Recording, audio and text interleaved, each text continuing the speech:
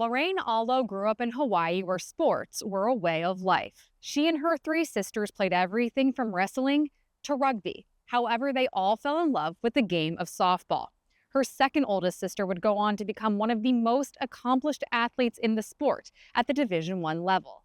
Instead of seeing that as competition, Lorraine uses that as motivation. She's using it as fuel to write her own story of success for Portland State. Being an Alo means being an athlete. I first started playing softball at 9 years old. My dad just introduced me to the game from a young age. My oldest sisters played, and even my younger sister plays, and my mom actually played in high school too. I started t-ball at 4 and then went over to baseball after that, and then I started softball really at 8 or 9, I would say. So that's how we got started.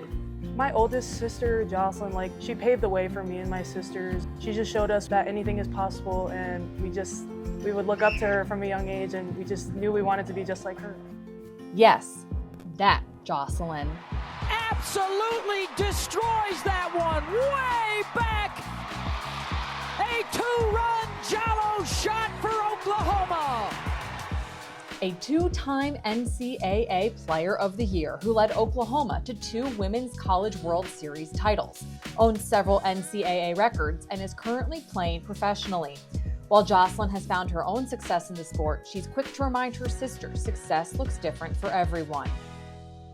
I said, you don't have to set out to do anything that I did, and I know you guys probably feel some pressure with being my sister, but that was my journey set out from when I was super young, and your softball journey and ours is going to be completely different from mine. I always told them that there's a place for everybody, and I'm going to support you 100% wherever you go. She always tries to remind me that I'm my own person, I have my own journey, and I will accomplish things, and she knows that, and she's one of my biggest supporters too, so I always want to make her proud at the end of the day too. This one hit to left field. Ray goes back to the fence, and that one is gone. Lorraine Alo with her first home run of the season.